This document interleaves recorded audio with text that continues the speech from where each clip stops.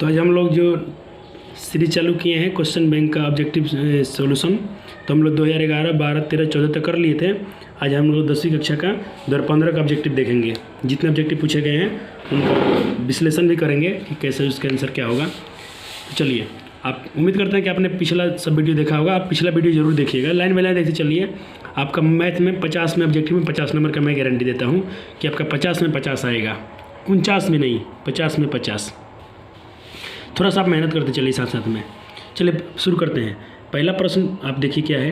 पूछ रहा है कि यदि अल्फा बीटा द्विघात समीकरण के मूल x² x - 2 = 0 हो तो 1/α + 1/बीटा का मान क्या होगा। एक तो मैं आपको पूरा डिटेल से बना के दिखा देता हूँ जो हमारा बेसिक मेथड है, और एक मैं आपको ट्रिक बताऊँगा इसका कि ट्रिक क्या होता है इसका। देखिए यहाँ पे क्या हो जाएगा, ये हमारा बहुपद दिया गया था, द्विघात बहुपद x² x और -2। पूछा गया था कि इसका दो मूल हैं, एक अल्फा और एक बीटा। यहाँ देखिए x का क्या हो जाएगा मान, x का मान क्या होगा, 1 होगा। यहाँ a का मान क्या होगा, 1। b पद क्या होगा, दूसरा पद 1 हो जाएगा। तीसरा पद c क्या होगा, -2। और यहाँ बोलेंगे अपने एक मैंने कैसे लिखा, तो यहाँ देखिए x² गुणांक में कुछ भी नहीं है ना, तो 1 हो गया। यहाँ x गुणांक में कुछ भी नहीं है तो 2 हो गया। नहीं तो बाकी जगह लिखा होता है, अगर लिखा होता 2x², तो यहाँ a का मान 2 होता है, लेकिन यहाँ कुछ नहीं है तो 1 समझिएगा। और यहाँ भी 1 है। c का मान आपको दिख रहा है क्लियर कि -2 है। आपसे पूछा गया कि 1/α + 1/बीटा का मान क्या होगा, तो ये तो बेसिक मेथड है, इसी से बनाएंगे तो आपका आंसर आएगा। बेसिक मेथड क्या होता है, ये बट्टा का जोड़ है, भिन्न का जोड़ है तो भिन्न का जोड़ बनाइए। ये अल्फा और बीटा का एलसीएम हो जाएगा अल्फा इंटू बीटा।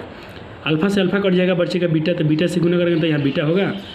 या फिर बीटा के बारे में बीटा है तो अल्फा नहीं है तो अल्फा से गुना कीजिए तो अल्फा होगा। तो इसको थोड़ा आपका आएगा बीटा + अल्फा आएगा, लेकिन हमने इसको सीधा लिखा।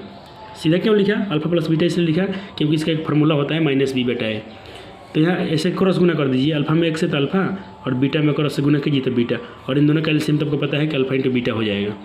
अब यहाँ से आपको दो सूत्र याद है, मूलों का योगफल। अल्फा + बीटा को क्या बोलते हैं, मूलों का योगफल क्या होता है, -b/a, और अल्फा इंटू बीटा को बोलते हैं मूलों का गुणनफल।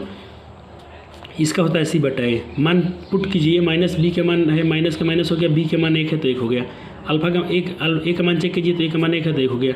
c के मान चेक कीजिए -2 है, a का मान रखिए तो क्या है, c के मान क्या है आपका 1 है तो 1 हो गया। अब यहाँ से देखिए, ये तो 1 से कट जाएगा तो ये बचा -1, यहाँ भी 1 से -2 कट जाएगा तो -2, फिर माइनस से माइनस कट जाएगा तो क्या बचेगा, 1/2। तो इसका आंसर क्या हो गया, 1/2। तो इसका आंसर हो गया 1/2, यानी ऑप्शन ए राइट है। लेकिन मैं आपको बता रहा था इसका ट्रिक क्या होता है। तो देखिए इसका ट्रिक क्या होता है, जब भी आपसे 1/α + 1/बीटा का मान पूछे ना, आप एक ट्रिक याद, एक फार्मूला याद रखिएगा, -b/c। -b/c याद रखिएगा, यहाँ माइनस नहीं होगा, सिर्फ आप -b/c याद रखिएगा। 1/α + 1/बीटा का जब भी वैल्यू पूछे तो आप -b/c याद रखिएगा। देखिए a का मान 1 था, b का मान 1 था, c का मान -2 था। मैंने आपको क्या बोला, ट्रिक से क्या याद रखिएगा, इसका एक बहुत अच्छा फार्मूला है। इसका जो सवाल बहुत पूछता है इस टाइप से, 1/α + 1/बीटा। कुछ भी एलसीएम फेल से मत निकालिएगा, बट्टा की जोड़ बनाने की कोई जरूरत नहीं है। ऑब्जेक्टिव में क्वेश्चन जब भी है तो आप डायरेक्ट इसका फार्मूला लगाइए, -b/c। माइनस का माइनस, b के मान चेक कीजिए, 1 रख दिए, c के मान चेक कीजिए -2, तो क्या होगा, माइनस से माइनस खत्म हो जाएगा, क्या बचा, सिर्फ 1/2। तो वही आंसर है आपका 1/2। दूसरा प्रश्न देखते हैं। कहता है कि यदि बहुपद p of x = x² - 2x + 5 के शून्य a b है, ऐसे आमतौर पर हम लोग अल्फा बीटा बोलते हैं, यहाँ a b मान दिया, कोई बात नहीं है। तो पूछ रहा है कि a × b क्या होगा। a × b का मतलब क्या पूछ रहा है, अल्फा इंटू बीटा का मान पूछ रहा है। तो क्या होता है, -b/a। अल्फा इंटू बीटा क्या होता है, -b/a। तो देखिए इसका मान पुट कीजिए, -b/a होता है ना, अल्फा इंटू बीटा भले c/a होता है, अल्फा इंटू बीटा क्या होता है, c/a। तो c के मान चेक कीजिए, c के मान कितना है, 5 लिख दिए, और alpha into beta c/a। a का मान चेक कीजिए, a का मान क्या है, यहाँ कुछ नहीं तो 1 समझेंगे तो 1 रखेंगे, तो 1 से 5 कितना बार कटेगा, 5 बार में, तो इसका आंसर 5 आएगा। आंसर क्या होगा हमारा 5 होगा, ऑप्शन ए राइट है इसका भी।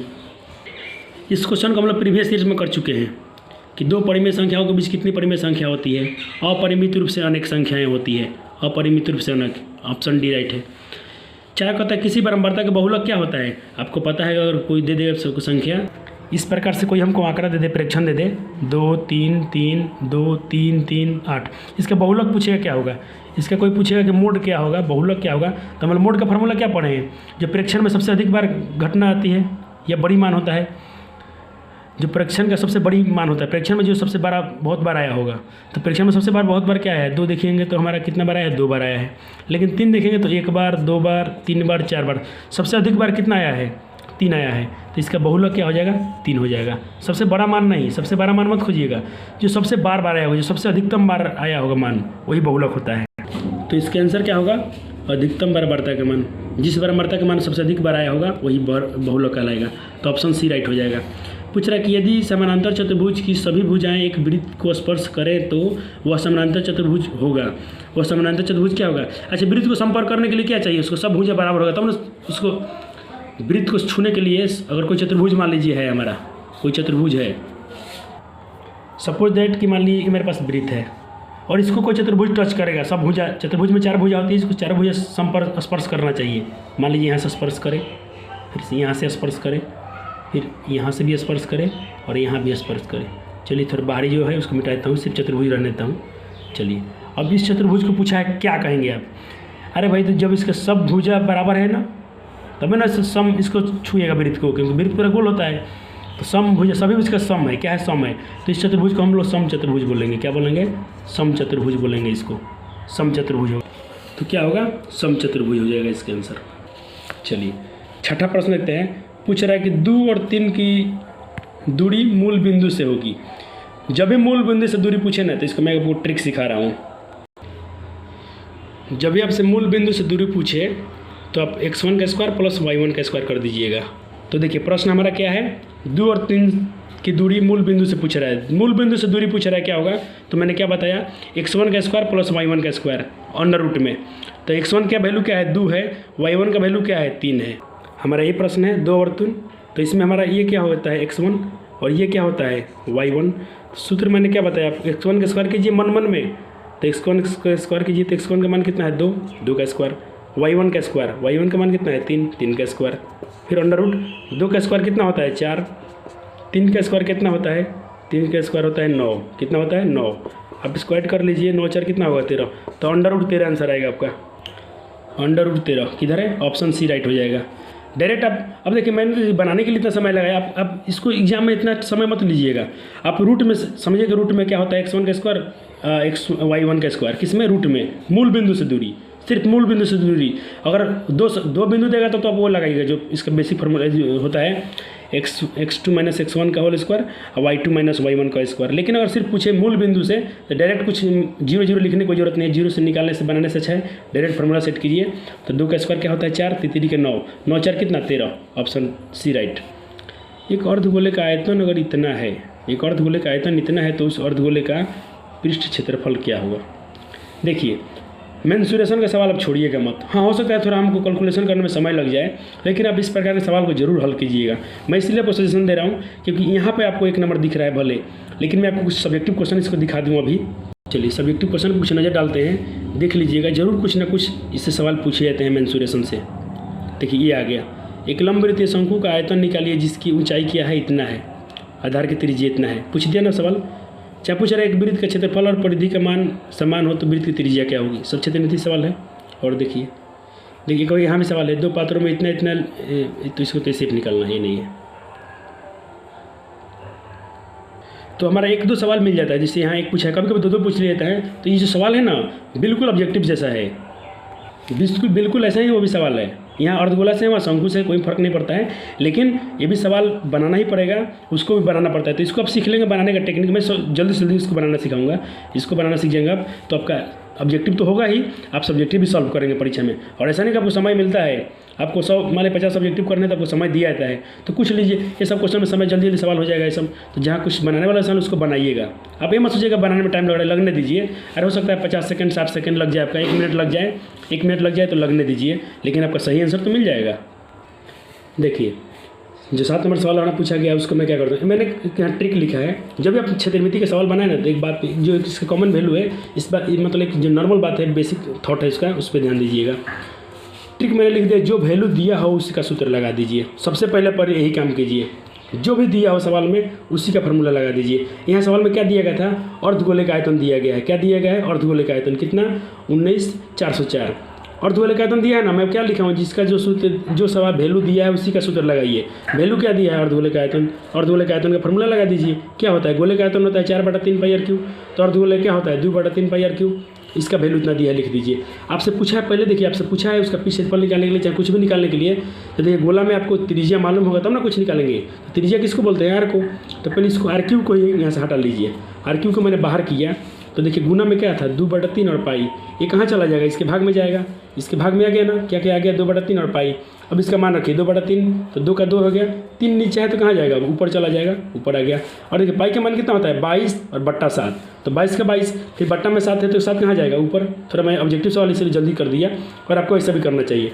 अब इसको कैंसिल कीजिए, 22 से 2 से यहाँ मैंने काटा इसको, तो कितना कट गया? 1997 से 2 बार में कट गया। 2 से काट दीजिएगा, इसको कट जाएगा इतने बार में। फिर 22 से काटिएगा इसको तो वापस कट जाएगा 441 बार में। और क्या बचा है? 3 7 3 7। मैंने 321 क्यों नहीं लिखा? इससे आपको मैं सवाल आसान करने के लिए नहीं लिखा हूँ। देखिए क्यों? क्योंकि यहाँ क्या है? आर क्यू है। आपको पता है क्यू क्या होता है? घनमूल होता है क्यू।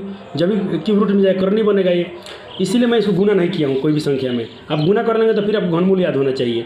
इससे अच्छा सवाल को छोटा करने के लिए मैंने गुना नहीं किया। अब वापस तोड़ दीजिए 4। अब आपको चलिए इसमें गुना करेंगे, फिर घनमूल निकालना पड़ेगा। तो मैंने ऐसा क्या किया कि आर से यहाँ पे क्यू हटाया, तो क्यू क्या बनेगा? घनमूल बन गया। किस पे? सब पे, 441 पे, 3 पे और 7 पे। तो मैंने 441 को तोड़ दिया, 441 को प्राइम फैक्टर में तोड़ दिया। 3 से काटा इतना बार में, फिर 3 से काटा 149 बार में, 7 से काट दिया 7 बार में। तो 441 को क्या आया? 2 3 और 2 7। कितना आया? 2 3 और 2 7, यहाँ लिख दिया। और पहले से हमारा क्या था? 3 और 7। पहले से क्या था? 3 और 7। अब चलिए इसको, आपको घनमूल पता है ना, वर्गमूल में 2 संख्या में से एक बाहर करते हैं, घनमूल में क्या करते हैं? 3 संख्या में से एक संख्या बाहर करते हैं। 3 जोड़िए, कितना 3 है? 1 2 3, तो 1 3 बाहर हो जाएगा, 1 3 बाहर कर दिया। 7 कितना है? 1 2 3। यहाँ 3 करने में 3 लिखने का अर्थ स्पष्ट यही होता है कि 3 संख्या में से एक पेयर को आप बाहर करेंगे। 1 2 3, 7 भी 3 है, एक साथ बाहर कर लीजिए। 17 21, त्रिज्या कितना है? 21। अगर क्वेश्चन में पूछा होता है कि इसकी त्रिज्या क्या होगी, ऐसा भी सवाल पूछता है छोटा छोटा में, तो आपको त्रिज्या का आंसर आ गया। लेकिन यहाँ से आपसे पूछा है कि अर्धगोले का कुल पृष्ठफल कितना होता है, यानी टोटल सरफेस एरिया पूछा है, संपूर्ण पृष्ठफल पूछा है अर्धगोले का। इसी को लोग कुल बोलते हैं, इसी को हम लोग संपूर्ण बोलते हैं। क्या फॉर्मूला होता है? 3 पाई आर स्क्वायर। 3 पाई के मान 22/7, आर का स्क्वायर। आर कितना है? 21। तो 21 का स्क्वायर क्या लिखेंगे? 2 बार, 21 गुने 21, 7 से काट दिया 3 बार में, क्या बचा? 22 दिया, क्या लिख दिया मैंने? 66, और बच गया 3 गुना 21। सब में गुना कर दीजिए, आपका आंसर आ गया 41 58। ऑप्शन कहाँ है? देखिए सब गुना भी कर दिया हूँ, कि आपको लगेगा कि मैं गाइड से आंसर से देख के नहीं बनाया गया है, पूरा सोल्यूशन आपको मिल रहा है ऑब्जेक्टिव का। और देखिए गुना करेंगे तो आपका आएगा 41 58। क्षेत्रफल है तो मात्रा क्या याद रखिएगा? स्क्वायर होगा। तो 7 का आंसर क्या हो गया? ए नंबर। तो 7 का आंसर क्या हो गया? ए नंबर, 41 58। ये तो आपको याद है। देखिए यहाँ सवाल में आपका टाइम लगाना बनाने में, तो यहाँ टाइम नहीं लगेगा, क्योंकि पूछा है निश्चित परिवर्तक का मान क्या होती है? 1 होती है। यहाँ भी आपका समय नहीं लगेगा। 1 + tan स्क्वायर क्या होता है? 1 + tan स्क्वायर बराबर सेक स्क्वायर होता है। क्या होता है? सेक स्क्वायर होता है। देखिए कुछ सवाल में समय लगता है ना, तो लगने दीजिए, उसका फायदा भी आपको मिलता है। चलिए सवाल में कितना आसान था। निश्चित परिवर्तक का मान क्या होता है? 1 होती है। ये इसमें भी टाइम नहीं लगेगा, तो आपको जुबान पे आंसर होगा। 1 + tan स्क्वायर क्या है? फार्मूला है, तो आप आंसर बता दिए। लेकिन नोट में मैंने कुछ लिख दिया है कि आप इसको याद कीजिए। एग्जामिनर का देखिए औकात कितना है। एग्जामिनर खूब करेगा आपसे, इस साल ये पूछा है तो अगले साल ये पूछेगा, फिर ये पूछेगा, ये पूछेगा। उसका औकात इतना ही है, इतना ही दुनिया में है, वो इतना ही दिन में घूमेगा।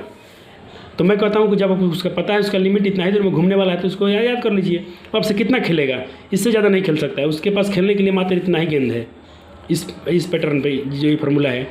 तो जितना उसका औकात है तो उसको अपना मुट्ठी में रखिए। आप इसको याद कर लीजिए ना, इतना ही में कूदेगा। आप तो मुट्ठी में रखें, आप जब मनता बता दीजिए। तो चलिए अब और क्या होता है? cot स्क्वायर +1 जब पूछेगा तो कोसेक स्क्वायर याद रखिएगा। और देखिए कोसेक स्क्वायर यहाँ प्लस में है, तो यहाँ लेंगे तो माइनस में हुआ, तो फिर क्या बचेगा? cot square. और देखिए कोसेक स्क्वायर है पहले से, यहाँ प्लस में cot स्क्वायर है, यहाँ लेंगे तो क्या होगा? -cot square. यहाँ माइनस में है तो यहाँ क्या होगा? प्लस में।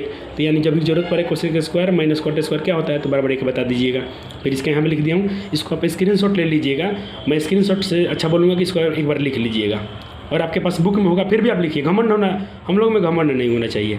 हमें पता है कि आपको भी याद है, हमें भी याद है, सब बच्चे को याद है, फिर भी जो चीज़ याद है ना उसको हल्का में नहीं लेना चाहिए। याद है खुशी से, दिल से लिखिए। विद्यार्थी को विनम्र होना चाहिए, ऐसे घमंड से नहीं कि नहीं हम तो जानते हैं नहीं लिखेंगे। मत लिखिए, एक दिन पछताना पड़ेगा आपको। चलिए 10 नंबर सवाल देखते हैं। देखिए आपका समय कितना बच रहा है। 1/√3 पूछा है, किसका मान होता है? यहाँ देखिए सवाल थोड़ा फंसिएगा, इसमें फंसाने के लिए आपको पाई लगा दिया है, इतना ही मुश्किल किया है और कुछ नहीं। नहीं तो आपको 1/√3 क्या होता है आपको सब पता है, कहाँ कहाँ 1/√3 होता है। देखिए आपको 1/√3 कहाँ कहाँ होता है, देख लीजिए कहाँ कहाँ होता है। 1/√3 साइन में नहीं होता है, कॉस में भी नहीं होता है, टैन में होता है। किस में होता है? टैन में। और कहाँ होता है? अगर 10 में है तो कट में भी होना चाहिए। हाँ, कट में भी होता है क्योंकि 10 का उल्टा कट होता है, तो 10 में भी 1/√3 होता है और कट में भी होता है। लेकिन ऑप्शन में ऐसा नहीं लिखा है। हाँ, ऑप्शन में लिखा है, देखिए 10 भी है और कट भी है, तो आपको चुनना पड़ेगा कि ये वाला होगा कि ये वाला होगा। यहाँ भी कट है, 3 दे दिया। साइन में तो होता नहीं है कभी, 1/√3 साइन में होता नहीं है। लेकिन पाई का मतलब होता क्या है त्रिकोणमिति में, आप याद रखिएगा, त्रिकोणमिति में पाई को हम लोग रेडियन बोलते हैं और रेडियन का मान 180 होता है, 180 होता है। मैंने क्या बताया, पाई का मान क्या होता है रेडियन में, 180 होता है। तो देखिए मैं सब विकल्प को हल कर देता हूँ। चलिए, पहला विकल्प क्या दिया, साइन π/3। ये सही है गलत है, इसको मैं सॉल्व कर दिया हूँ कि गलत है तो कैसे गलत है। साइन का साइन, पाई का मान क्या बताया मैंने, रेडियन होता है, 180 होता है, बटा में 3 3 3 से भाग दीजिए 180 में, कितना बार में कटेगा, 60 बार में। कितना बार में कटेगा, 60 बार में। तो कितना आया, साइन 60। साइन 60 का मान कितना होता है, √3/2। और ये क्या पूछ रहा है, ये पूछ रहा है 1/√3। तो नहीं, गलत है, ये नहीं हो रहा है, हमारा दूसरा आ रहा है। अगर पूछता √3/2 किसका मान है, तो हम लोग बोलते इसका मान है, ऑप्शन ए हो जाता है। चलिए दूसरा बी को हल करते हैं। 6 का 6, कॉट का कॉट, पाई का मान पता हो गया आपको, 180 बटा में 3। 22/7 मत रखिएगा, 22/7 नहीं, ये हमारे क्षेत्र में मेंसुरेशन नहीं है, त्रिकोणमिति है। यहाँ पाई को रेडियन से परिभाषित करते हैं। ये कितना बार कटेगा, 60 बार में। तो कॉट 60 का मान कितना होता है, इतना, और 6 पहले से था, तो 6 में गुना में तो हटाइए, तो यहाँ चल गया। तो ये आ रहा है वैल्यू 1/6√3। ये पूछा सिर्फ 1/√3, तो ऑप्शन बी भी गलत है। ऑप्शन सी चेक करते हैं, ऑप्शन सी अपना वैल्यू चेक कर लेते हैं। 10 का 10, पाई का वैल्यू 180 बटा 60, 30 बार में कटा, 10 60 30 आया, कितना आया, 10 30। और 10 30 क्या होता है, 1/√3। और वापस वही पूछा था हमसे, 1/√3 किसका होता है, तो 10√3 होता है, 10 30 के मान होता है। और यहाँ 10 30 नहीं लिख के उल्टा में थोड़ा बच्चों को थोड़ा हमसे कन्फ्यूज करने, गलती भरने के लिए वो 10 30 का मान नहीं पूछा, सब बता देंगे। थोड़ा कन्फ्यूज करने के लिए यहाँ 180/6 कर दिया है। तो 180/6 का मतलब ही होता है 10/30। तो बस इसका आंसर हो गया राइट सी।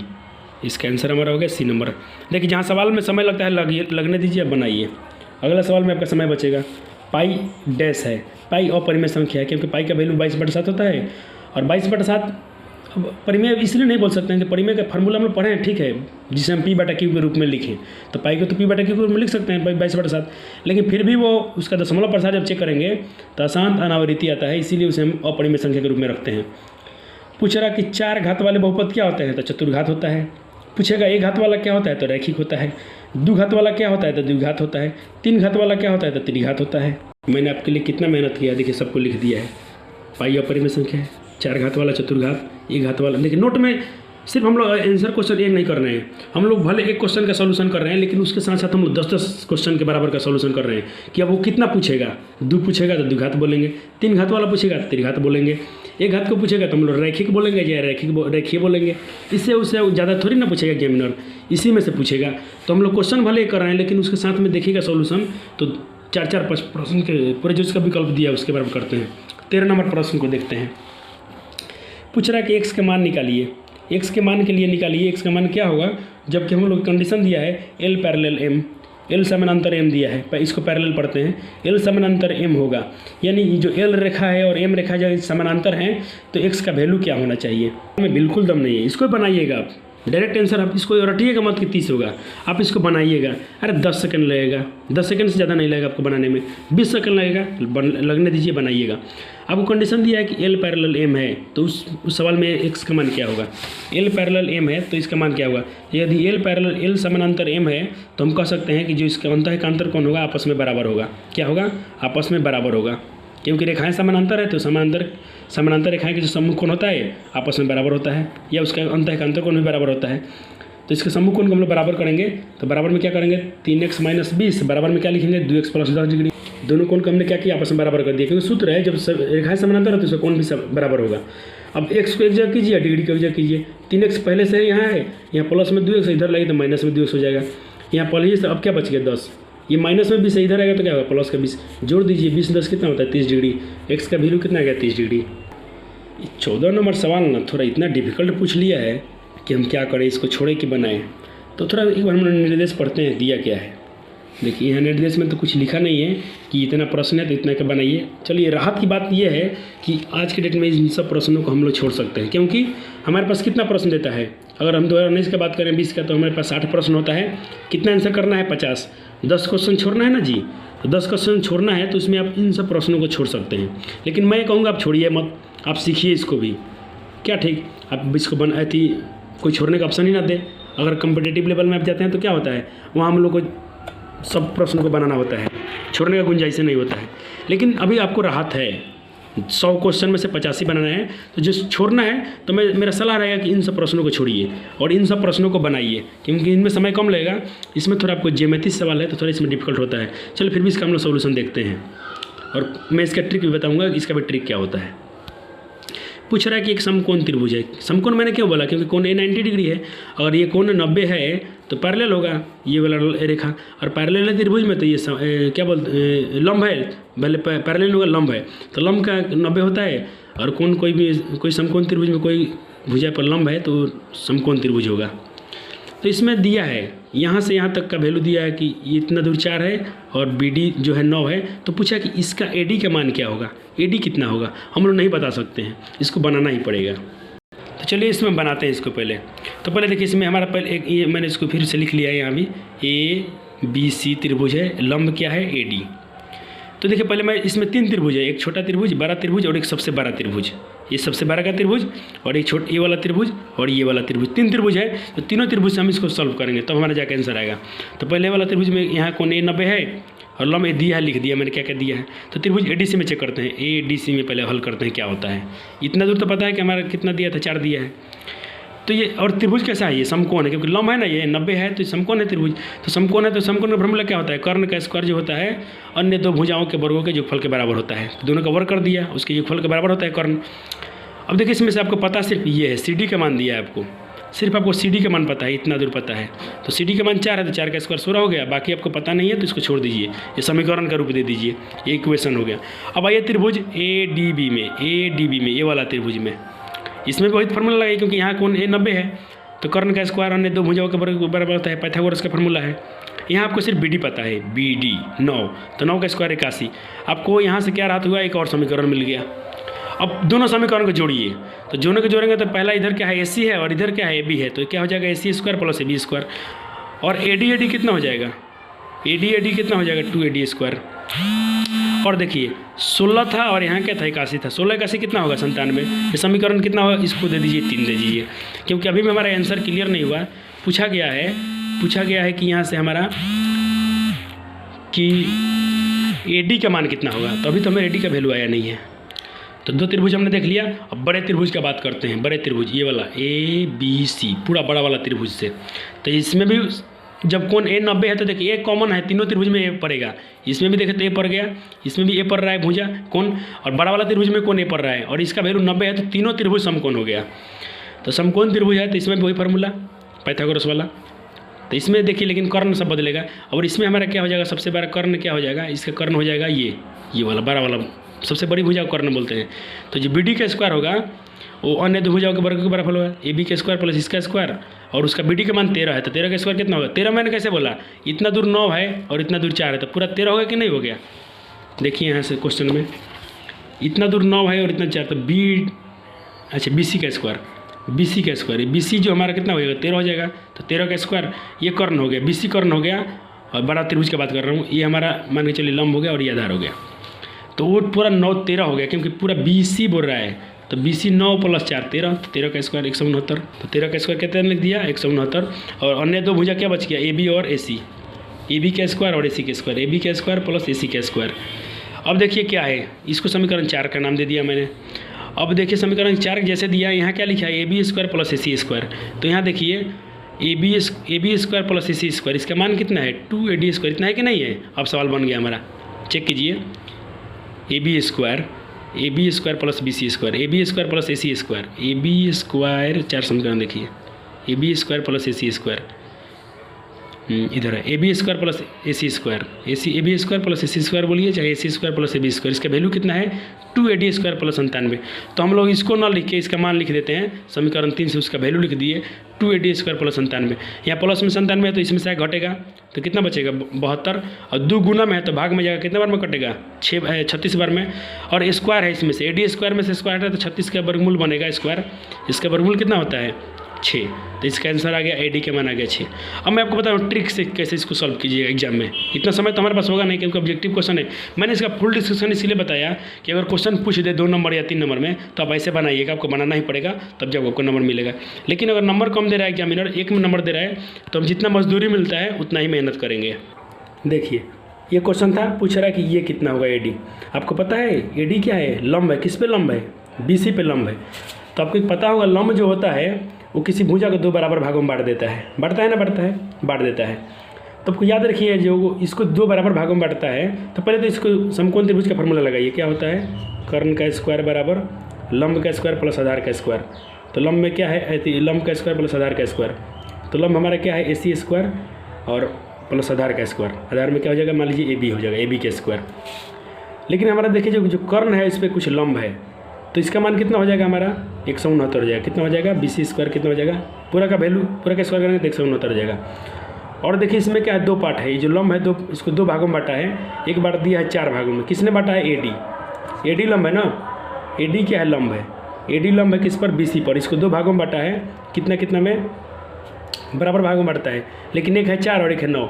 लेकिन इसको बांटा है तो ये भी इसका जो आधार है तो ये भी स्क्वायर होगा 4 का। इसको 2 भागों में बांटा है तो AD जो है दोनों के जोड़फल के बराबर हो जाएगा।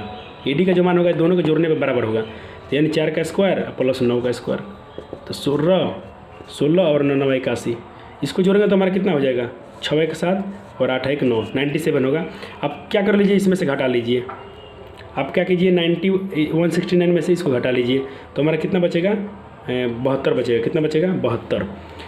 तो ये तो हमारा आंसर नहीं आया। हमसे पूछा AD का वैल्यू कितना होगा। तो अब देखिए AD क्या है, और AD ने इसको 2 भागों में बांटा है तो BC स्क्वायर होता है। पूरा कर्ण क्या है? इसको अगर स्क्वायर करेंगे तो BC का स्क्वायर। और आपको पता है BC को किसने बांटा है? AD बांटा है। कितने बांटा है? 2 भागों में। तो हम लोग लिख सकते हैं उसका दुगुना है ये, क्योंकि 2 भागों में बांटा है तो दुगुना है। तो इसको हम लोग लिख सकते हैं दुगुना। और उस पर अगर BC के स्क्वायर करते हैं तो इसका भी स्क्वायर करेंगे। अब आया, अब यहाँ से AD स्क्वायर बाहर कीजिए। AD स्क्वायर बाहर कीजिए, खाली AD कर दीजिए। तो यहाँ क्या हो गया? 72 बट्टा में क्या हो जाएगा? 2। इसको काटेंगे तो कितना बार में कटेगा? 36 बार में। और ये रूट में है तो 36 का वैल्यू कितना होता है? तो 6। आपको बस यही ट्रिक है, इससे अब छोटा हम नहीं बना सकते इस सवाल को। कोई बात नहीं, अभी आपके लिए बहुत अच्छा मौका है। और राहत की बात है, आपको क्वेश्चन छोड़ने का ऑप्शन रहेगा। अगर आपको लगता है थोड़ा इसमें टाइम लग रहा है, छोड़ सुनना चाहते हैं तो छोड़ दीजिए, कोई दिक्कत नहीं है। क्योंकि आपको 100 में 85 बनाना है। चलिए फिर पूछा है कि मूल बिंदु से दूरी क्या होती है। तभी तो आपको बताया था √x स्क्वायर प्लस x1 का स्क्वायर प्लस y1 का स्क्वायर। तो इसका मान दिया है ये, तो ये इसी का स्क्वायर प्लस इसी का स्क्वायर हो जाएगा। यानी क्या हो जाएगा? x1 स्क्वायर प्लस y1 इसका स्क्वायर हो जाएगा। इसका आंसर क्या हो जाएगा? डायरेक्ट आप लिख दीजिएगा x square plus y square हो जाएगा, क्योंकि इसमें बिंदु का वैल्यू ही दिया है ये वाला x1। अब ये दूरी सूत्र लगाएंगे तब का यही आंसर आएगा। अब याद रखिएगा x square plus y square हो जाएगा इसका वैल्यू। चलिए इस प्रश्न को देखते हैं। कहते कार्तीय तल पर स्थित किसी बिंदु की -4 की भुजा का मान पूछा है। गलती किया है प्रिंट में थोड़ा सा, यहाँ भुज होना चाहिए। भुज का मान क्या होता है? तो आपको मैंने बताया था ये भुज होता है, ये कोटि होता है। देखिए ये प्रश्न पूछा है -4 और 10 में कार्तीय तल में। कार्तीय तल क्या होता है? ये हमारा होता है जो निर्देशांक ज्यामिति में पढ़े हम लोग। ये हमारे x भुज, ये y x अक्ष और ये y अक्ष। इसको हम लोग बोलते हैं, जहाँ दोनों बिंदु करते हैं इसको मूल बिंदु बोलते हैं। मूल बिंदु का निर्देशांक जो होता है 0 0 होता है। ये हमारा प्रथम चतुर्थांश होता है। ये हमारा प्रथम चतुर्थांश हो गया। ये हमारा द्वितीय चतुर्थांश होता है। ये हमारा तृतीय चतुर्थांश होता है। ये हमारा चौथा चतुर्थांश होता है। इसमें से प्रश्न पूछेगा, आप बताऊंगा जब पूछेगा तो। लेकिन यहाँ भुज कोटि से बात चल रहा है हमारा कि कोई इसमें -4 और 10 में भुजा लिख दिया था, लेकिन उसको पूछना चाहिए भुज क्या होता है। आपको एकदम बहुत आसान तरीका है। ये जो मान होता है ना, ये x का मान होता है। ये मान होता है ना जो y के मान होता है, हमेशा याद रखिएगा। और इसको हम लोग बोलते हैं भुज। क्या बोलते हैं? भुज। इसको क्या बोलते हैं हम लोग? कोटि। तो आपसे पूछा क्या भुज का मान? तो भुज का मान यही हो गया। कितना हो जाएगा? -4 इसका आंसर हो जाएगा।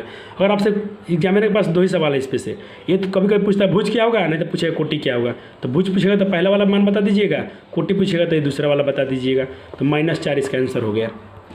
अगला सवाल पूछा है 17 नंबर कि 2 cos a = √3, तो क्या a का वैल्यू कितना होगा? एकदम आसान सवाल है। इस सब सवाल में बिल्कुल दम नहीं है। सोच के आप दिमाग से, आपको पेन की भी जरूरत नहीं पड़ेगा इसमें बनाने के लिए। फिर मैं आपको दिखाता हूँ कैसे बनता है ये।